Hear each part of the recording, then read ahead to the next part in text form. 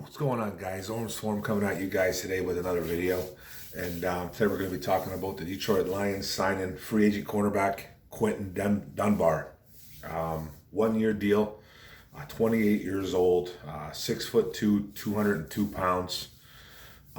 This kid was an undrafted free agent out of Florida, where he played college football.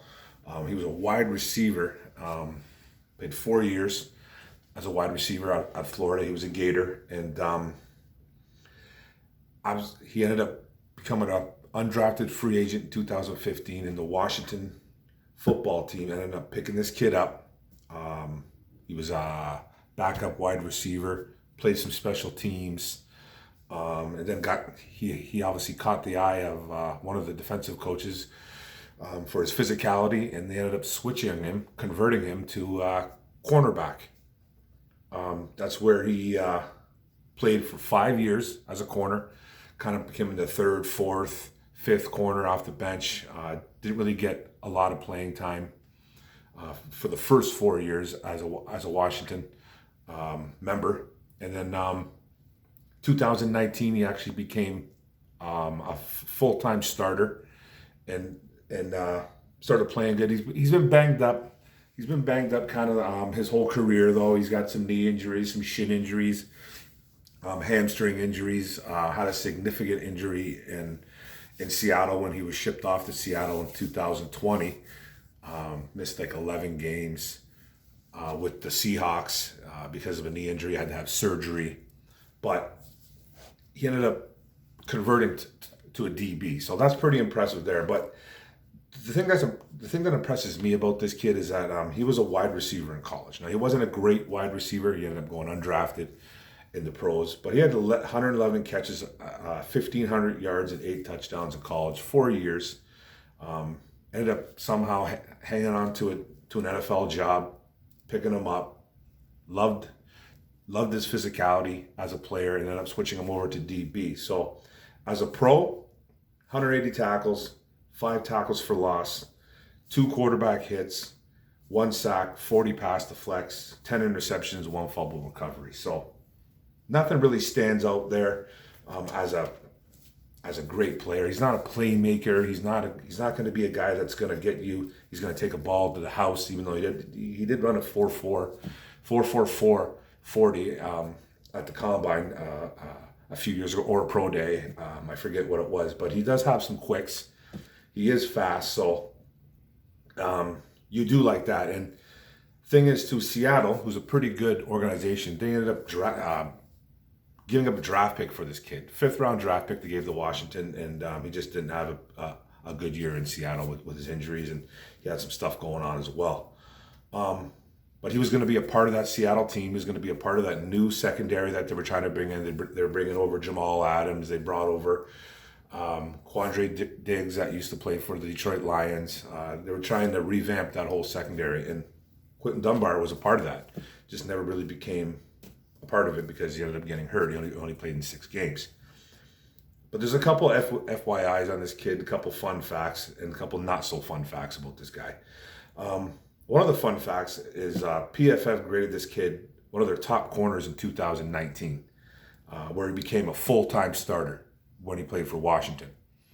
Took him about 3-4 years to actually get more. Every year, 2015, 16, 17, 18, he started getting more and more on the field. Started starting a couple more games more. Started like 2 games here, then 3, then 5. Then it just started building up, and then finally in 2019, he became a full-time starter for Washington. He missed like 5 games though, but he was graded as one of the top corners by PFF. Also, Aubrey Pleasant, our new secondary coach for the Detroit Lions, has some history with Dunbar. Pleasant was with Washington and him back in the day when Pleasant was an assistant coach. So they have some history there. Maybe Pleasant had maybe a little something to do with Dunbar coming into the mix. So I'm sure that Brad Holmes and Dan Campbell brought Pleasant in and said, "Hey, man, we're thinking about bringing this kid in. What do you think of him?" And maybe he gave the okay. Maybe he said, "Hey, man, this guy's a good football player. Let's just give him a shot." And they went with it. Also, too, I like that he was also scheduled, Dunbar was also scheduled to visit with the Arizona Cardinals. I think he obviously came in today for Detroit, ended up signing with Detroit today. But I think he was supposed to go to Arizona tomorrow, so we ended up canceling that. Arizona, I think, is a better team than us, and he chose the Detroit Lions over Arizona. So who knows if Arizona was going to sign him? Who knows if it was just a meet and greet? Who knows what was going on? But I like the fact that he chose Detroit over another football team. That means that this regime has just a little bit of pull, man. You know what I mean? So and then the last kind of fact that I have to say about this fun fact, it's not so fun. This guy, Quentin Dunbar, was allegedly involved in an armed robbery that took place a couple years ago. It was at a party in Miami. Supposedly Quentin Dunbar, DeAndre Baker, who was a first round draft pick by the New York Giants, cornerback out of I forget what team he was, Georgia. Don't quote me on that, but I think he was definitely a first round pick, DeAndre Baker. I want to say Georgia, but it's not 100% sure on that. And then two other men, they apparently robbed somebody at either a party or some kind of poker game. Who knows what it was? Thousands of dollars in cash, watches, and other valuables. Multiple witnesses reported this. Okay. Then Dunbar was arrested on 4 armed robbery charges. Then, sometime later on, these same 4 men came out and said that Dunbar wasn't involved. Charges were dropped on insignificant evidence. Okay, so charges dropped. Stories changed by these 4 guys. Said Dunbar wasn't the guy. Nothing about DeAndre Baker or the other 2 guys. Just this specifically Quentin Dunbar. So I guess the state got involved. The state of Miami got involved on this, and it was looking into allegations that these 4 men who were robbed, these 4 guys that were robbed, by the way, were paid $55,000 combined to change their story. So there was all kinds of stuff going around that, there was investigation that these guys were paid money. They were seen going into Dunbar's attorney's office, Michael Greco, apparently, and these 4 guys were apparently seen going into the office. Money was apparently changed over. It was witnessed by another guy, some football coach or something like that. I forget if it was Dunbar's football coach. But somebody came out and said something, and they launched an investigation. Nothing really happened of it, I don't think, because I heard nothing about it. And then Dunbar ended up getting traded to Seattle.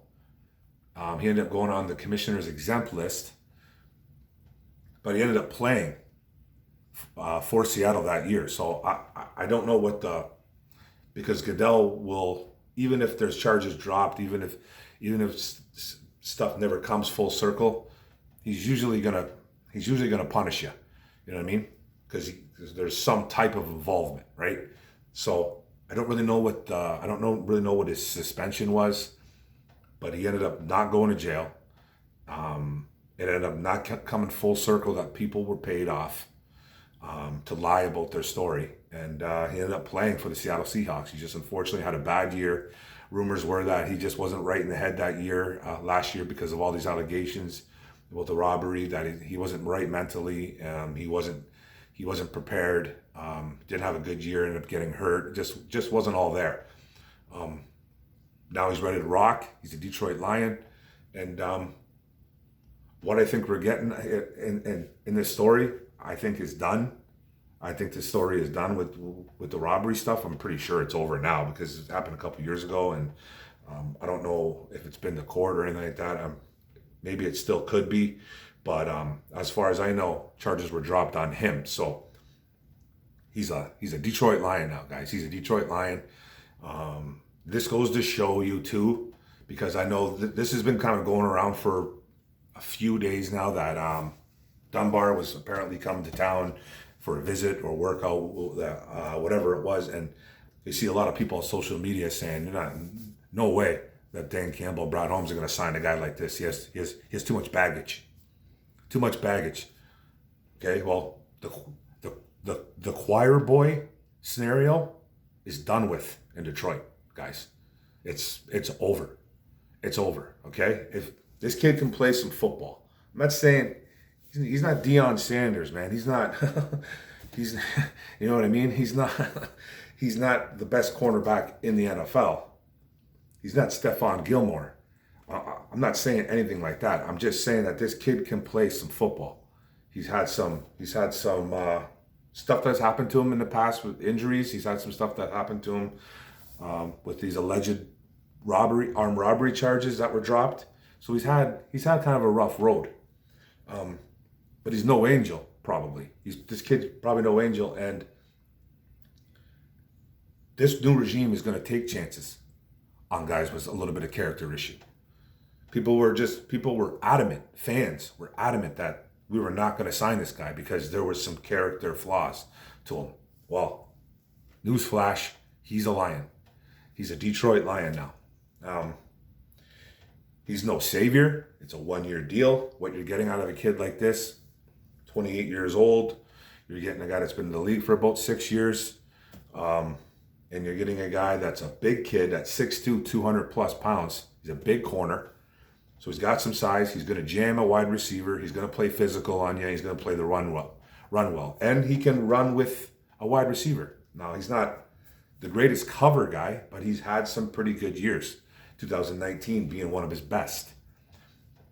He's not a guy that's going to pick off the ball a lot, but he does have some interceptions to his resume. So, you know what I mean? And it's a guy that's going to come in, and it's a very young secondary, and he's probably going to be one of the oldest guys in there now. I think he will be the oldest, to tell you the truth, because Tracy Walker's been around for a bit. Okuda's young. Ford, I think, is still pretty young.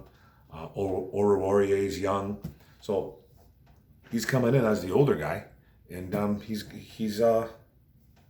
to show a little bit of leadership. And he's going to come in and he's just going to show the ropes to some of these guys. You know what I mean? So, and don't be shocked if this guy gets a lot of playing time. Because I don't think he's a nickel. He's not a nickel or a slot corner.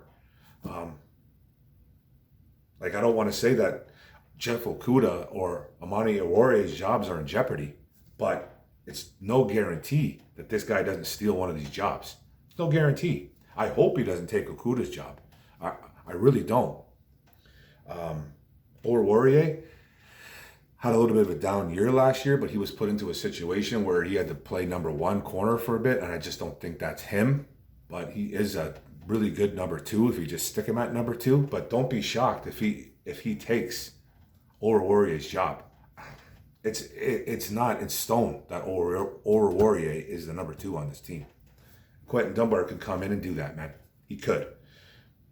Now, like I said, he's no savior, but he's a pretty solid football player, and I think this is a very underrated signing. I think it's very underrated. I kind of like this signing, and I'm interested to see what happens with it.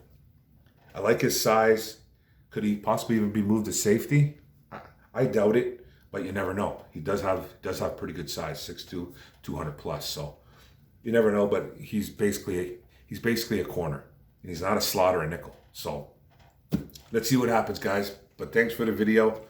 Don't forget to subscribe in the bottom right. Hit that notification bell. Get all my videos, and like and comment. It's all about the likes and comment. It helps my channel out greatly. And leave the comments, man. Negative, positive. We'll get back to it. Let's go Lions. Boom. We ain't done.